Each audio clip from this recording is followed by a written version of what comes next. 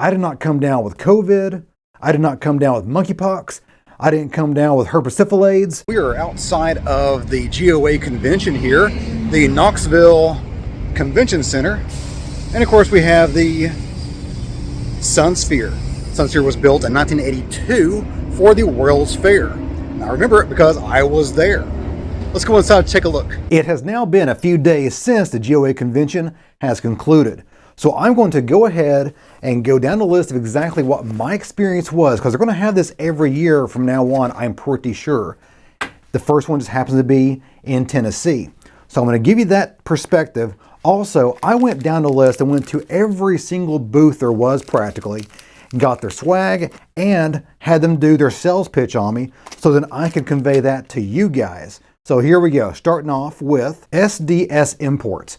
They are located in Knoxville, and they're basically an import company. They don't actually make or produce anything, although they do have some engineers now on staff. So supposedly, their sales pitch was that their Turkish-made shotguns are better than other Turkish-made shotguns because they send their engineering specs to Turkey for them to manufacture their own line of cheap shotguns. Now, I told the guy that I was looking for a semi-automatic shotgun that I could use in 3-gun competition because I've never gone to that level of things. I've always used a pump shotgun shooting heavy because I was actually competitive in that range, not with the big boys. I had been looking at this Benelli M4 tactical shotgun copy that they offer, but then I started talking to the sales rep. But when I mentioned that I was wanting to use it for a 3-gun, he said, "Oh, no, you don't want that. It's nice and everything, but what you want is something called G12 semi-automatic shotgun. It's basically an AR-15 platform that takes magazine." Now that I look closer at the picture here, I think it's the TT12 that the gentleman was showing me at SDS. And again, I am not interested in using a magazine-fed semi-automatic shotgun for a 3-gun for 2 reasons.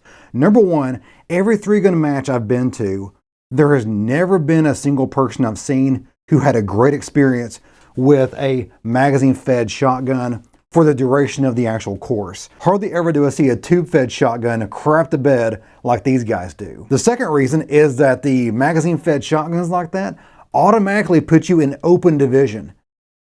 And I am not an open division style shooter. Let me rephrase that. I don't have the talent or the training or the discipline to be an open division shooter. Next up, Century Arms was there. They had a huge booth with all of their stuff out, and it was nice to see all their AK-47s they've got, because they have a ton of those in different variants, of course, little Dracos and whatnot. They're fun. They are fun.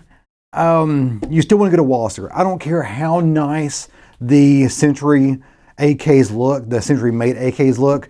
Just spend a little extra money, get yourself a Walser, and be happy with it. They also had one really cool thing. It's a shotgun that is in the shape of a Badger survival rifle, but it's a 410 shotgun. The cool stuff at the Century booth that I was interested in was all the different variants of their Canic pistols.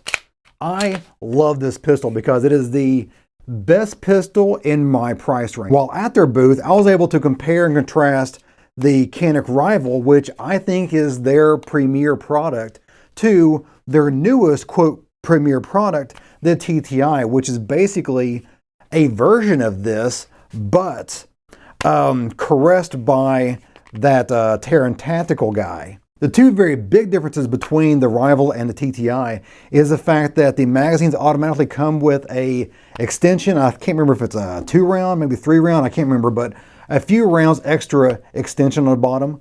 That's no big deal. You can buy them for your Rival as well. It also had an integrated compensator, so you have that going for you, but if I use that in competition, it will automatically put me into the open division again, and as we've already discussed, I am not an open division shooter. If you're on the fence about going to next year's GOA convention, let me tell you something about the convention, I guess, atmosphere overall. I'm recording this part of the video at the very end, but I'm not sure where I'll be splicing this in at.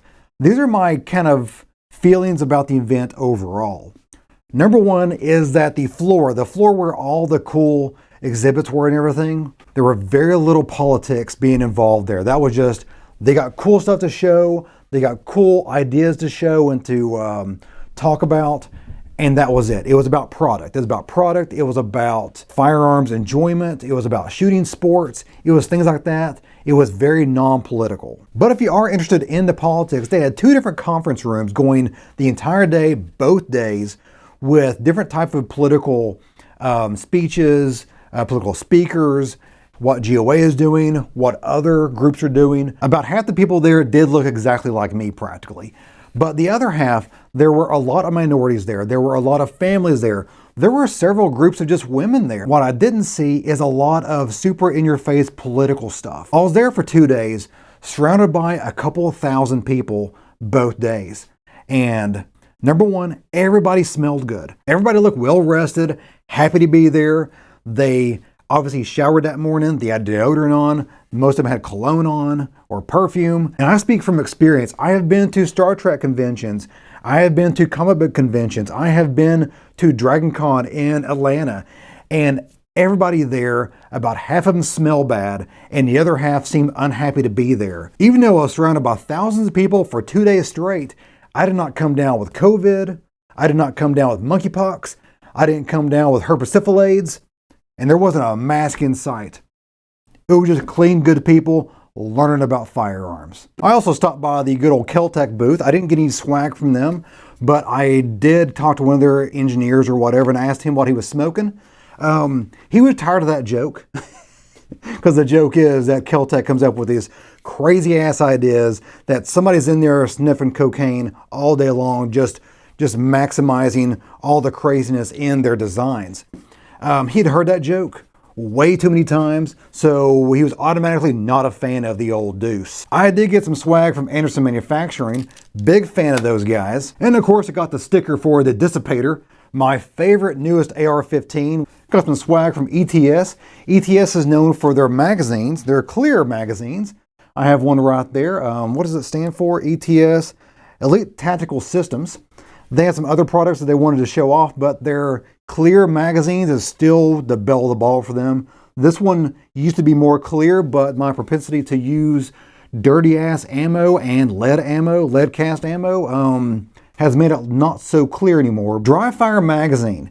These guys have a system in place to use a magazine that has, they have a special magazine and it has a flipper, a spring-loaded flipper on the back that pushes your trigger back into place. So then you can use that to continually dry fire a striker fired pistol, because the vast majority of striker fired pistols are one shot and then it needs to cycle the slide to be reset again. But this resets your trigger automatically, or this does, reset your trigger automatically, which is pretty cool. The problem with this system is the fact that it did not feel like a real trigger. It felt better than pretending to pull the trigger, but it was still not the same as your real Glock trigger, your real Smith & Wesson or SIG trigger. It felt different. So it's not exactly a one-to-one training replacement, but it's better than nothing. There were a ton of different holster vendors there. The one that stuck out was Sticky Holster, just because their idea was to make your holster as grippy as possible, so there was no possible way for it to dislodge in your pants, to dislodge in your pocket, or to come out with your pistol, because sometimes you can pull your pistol out of your pocket, holster still on there. Okay, these guys. I'm not going to tell you who this was because I'm going to talk a little trash about them. This is one of the booths. There were a couple of them in there. There's one of the booths that the person thought they had a great idea, and they sunk a bunch of time and effort and resources and money into this idea to get this company off the ground, this little like side business off the ground. And this person's side business was to sell CDs, CD-ROMs that he had made, I guess, burned on his own computer. And on those CDs, he had load data that told you what you could substitute black powder with smokeless powder. While listening to this guy's sales pitch, I could tell that he probably did not have any kind of liability insurance.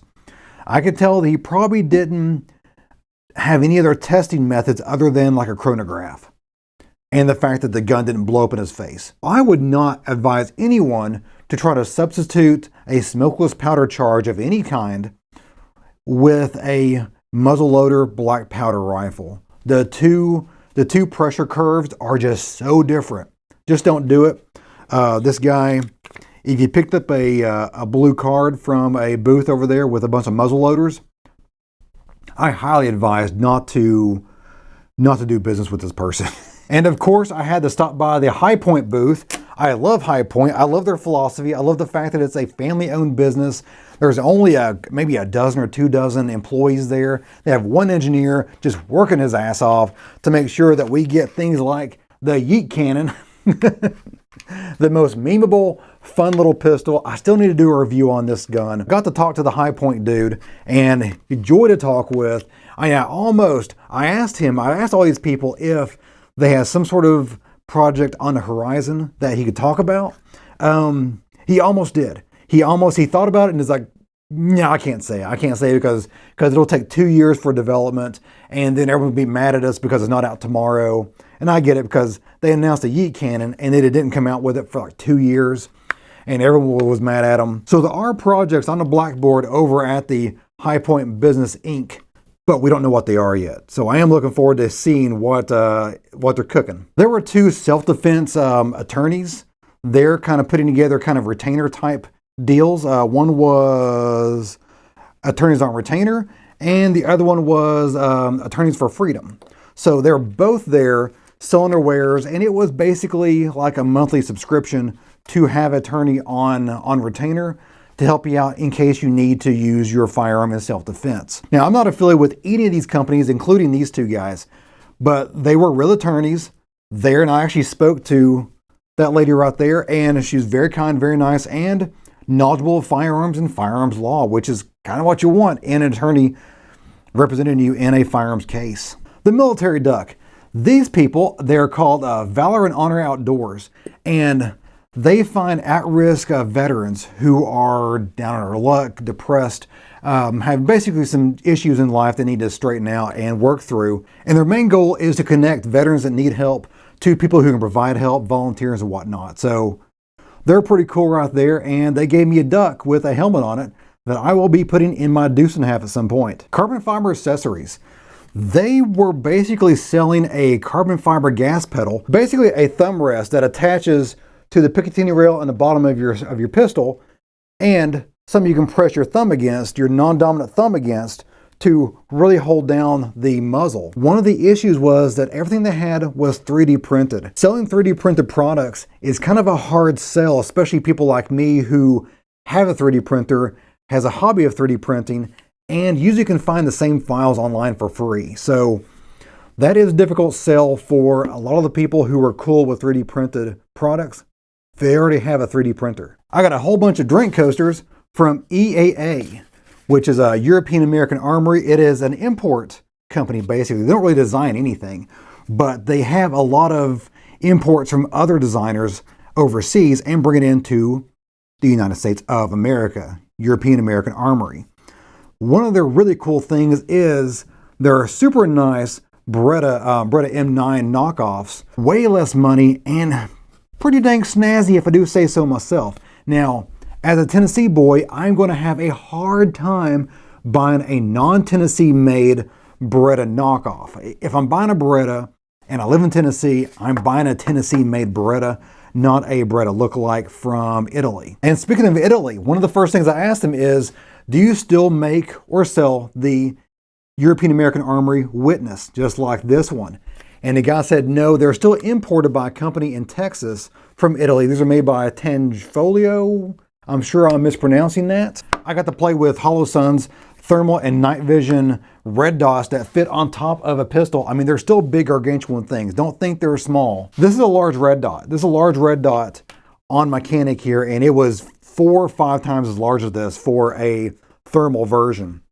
And did it work well? I couldn't really tell because it was daylight in the booth when I was doing it, but it was neat. I was talking about Aegis Gun Care. They're basically like a mom and pop version of the Otis gun cleaning kits. They had nice little kits there with the pull through and their own proprietary cleaner, solvent, lube, and I think gun grease as well. I didn't test any of that, so I have no idea how good it actually is, but they were very nice people. All 3 of these guys are either selling or making suppressors. Tennessee Silencer, they are my go-to person in Tennessee for suppressors. They brought a whole bunch of Humvees in. You notice there's a whole bunch of plastic underneath those Humvees because you always know where a Humvee's been parked because it leaves this mark. I also took a look at Ballistic Dummy Lab. Every big YouTuber, I'm not a big YouTuber so I can't afford this crap, but every big YouTuber has shot one of these on their channel, and these things are expensive.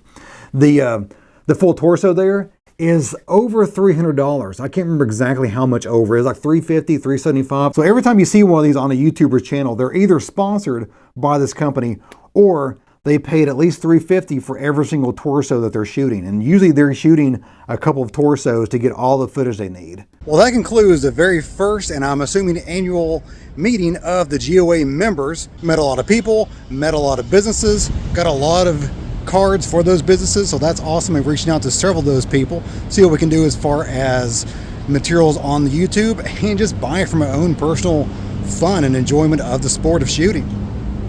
Guys, that's for me today. I hope you enjoyed it. If you give me a like and go subscribe, a lot more is on the way. If you have any comments, questions, or show ideas, leave those down in the comments down below. I try to answer as many of those as possible, and as always, you guys have a great day. See ya.